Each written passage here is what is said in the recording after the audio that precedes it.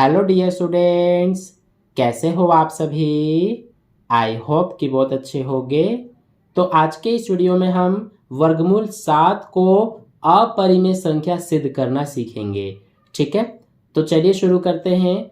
तो देखिए, हमें वर्गमूल 7 यानी कि रूट 7 को अपरिमेय संख्या सिद्ध करना है। तो इसके लिए हम कॉन्ट्रडिक्शन मेथड यानी कि विरोधाभास विधि का यूज करते हैं। तो विरोधाभास विधि से हम कैसे इसको अपरिमेय संख्या सिद्ध करेंगे।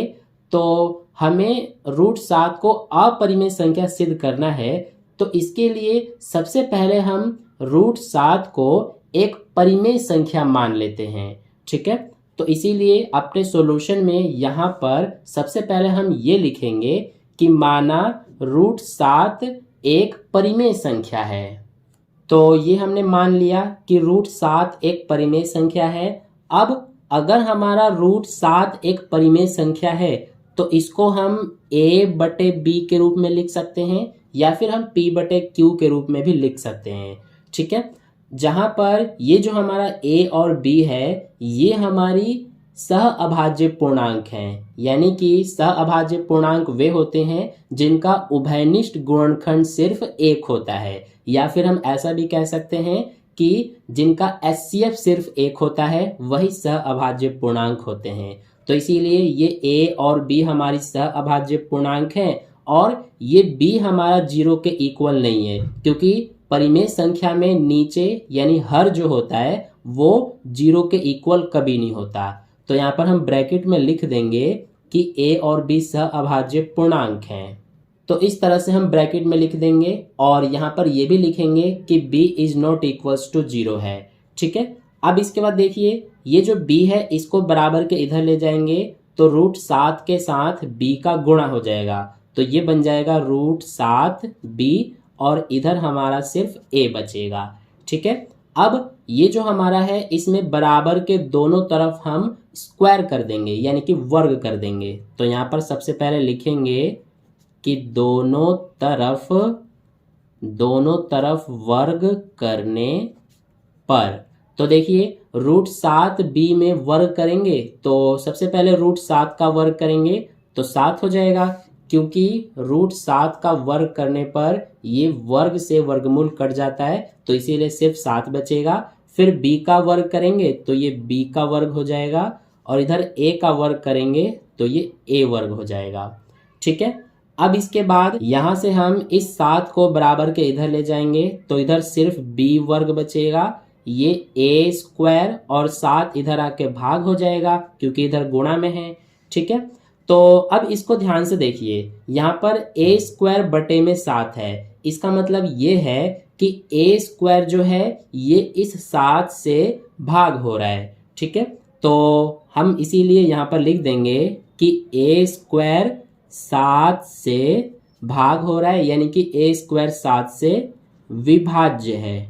ठीक है, अब अगर हमारा a स्क्वायर 7 से विभाज्य है तो हम क्या कह सकते हैं कि a भी 7 से विभाज्य होगा। जैसे देखिए यहाँ पर हमारा मान लीजिए ये 100 है, 100 जो है ये हमारा अगर 5 से विभाजित हो रहा है यानी कि 5 से पूरा पूरा भाग हो रहा है तो 100 को हम 10 का वर्ग भी लिख सकते हैं।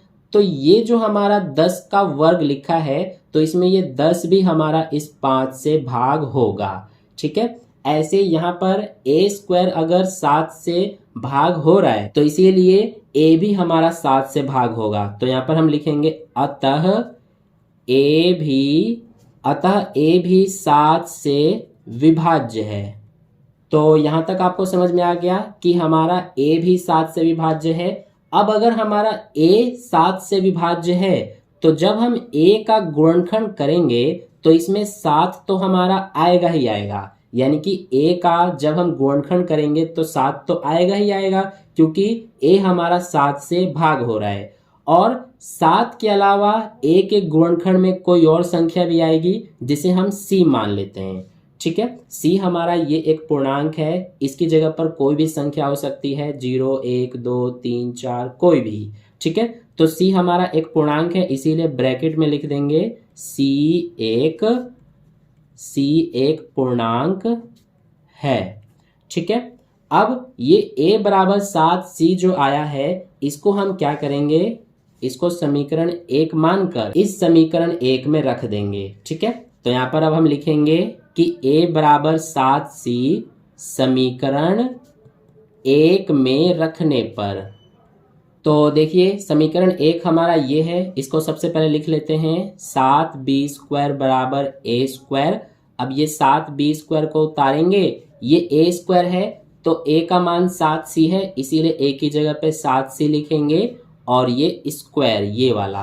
अब देखिए ये 7b² बराबर 7 का स्क्वायर करेंगे तो 49 हो जाएगा, c का स्क्वायर करेंगे तो c² हो जाएगा। अब इस 7 को बराबर के इधर ले जाएंगे तो इधर सिर्फ b² बचेगा, तो 7 इधर जाके भाग हो जाएगा, तो 7 से 49 को भाग करेंगे तो 7 आएगा और ये c²।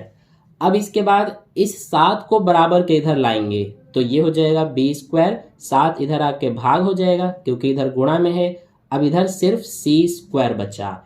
ठीक है, अब यहाँ पर इसको ध्यान से देखिए b² बटे 7 है, इसका मतलब ये है कि b² जो है ये इस 7 से भाग हो रहा है, तो हम यहाँ पर क्या लिख सकते हैं कि b² 7 से विभाज्य है। अब अगर b² 7 से विभाज्य है तो हम क्या कह सकते हैं, यहाँ पर लिखेंगे अतः b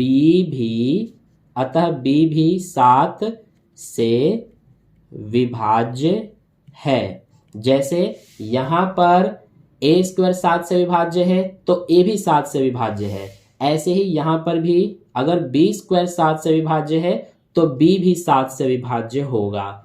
ठीक है, अब ये जो है इसको हम 2 का नाम दे देते हैं और ये जो हमारा आया है इसे 3 का नाम दे देते हैं।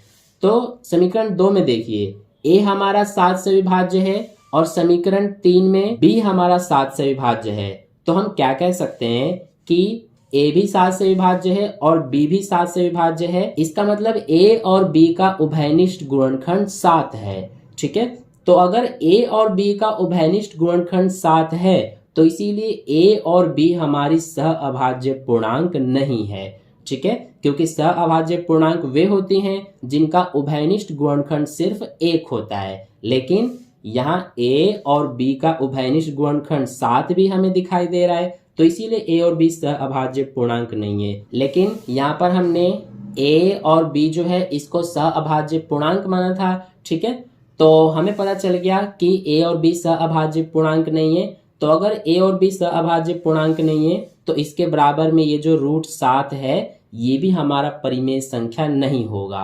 ठीक है, तो अगर ये √7 परिमेय संख्या नहीं होगा तो फिर क्या होगा, अपरिमेय संख्या। तो जो मैंने अभी आपको समझाया है उसी को यहाँ पर हम लिख देंगे।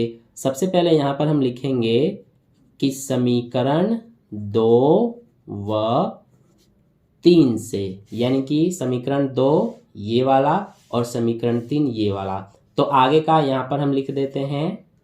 तो ये हमने लिख दिया, जो मैंने अभी आपको समझाया था वही यहाँ पर हमने लिख दिया कि समीकरण 2 व 3 से a तथा b का उभयनिष्ठ गुणनखंड 7 है, अतः a और b सहअभाज्य पूर्णांक नहीं है, तथा √7 परिमेय संख्या नहीं है, अतः √7 अपरिमेय संख्या है। ठीक है, तो आई होप आपको अब अच्छे समझ में आ गया है। देखिए शुरू में हमने यहाँ पर a और b को सहअभाज्य पूर्णांक माना था, लेकिन यहाँ पर हम देख रहे हैं कि a और b हमारी सहअभाज्य पूर्णांक नहीं है। ठीक है, तो अगर a और b सहअभाज्य पूर्णांक नहीं है इसीलिए √7 भी परिमेय संख्या नहीं होगा, तो ये अगर परिमेय संख्या नहीं होगा तो फिर अपरिमेय संख्या ही होगा, तो इसी को यहाँ पर हमने लास्ट में लिख दिया है। तो आई होप आपको अच्छे समझ में आ गया है कि √7 को हम अपरिमेय संख्या कैसे सिद्ध करते हैं। तो अगर आपको वीडियो अच्छा लगा है तो वीडियो को एक लाइक ज़रूर कर देना, अपने दोस्तों के साथ भी शेयर कर देना और चैनल को सब्सक्राइब करके बेल आइकन प्रेस कर लेना ताकि कोई भी वीडियो आपसे मिस ना हो सके। तो मिलते हैं फिर नेक्स्ट वीडियो में, तब तक के लिए बाय बाय।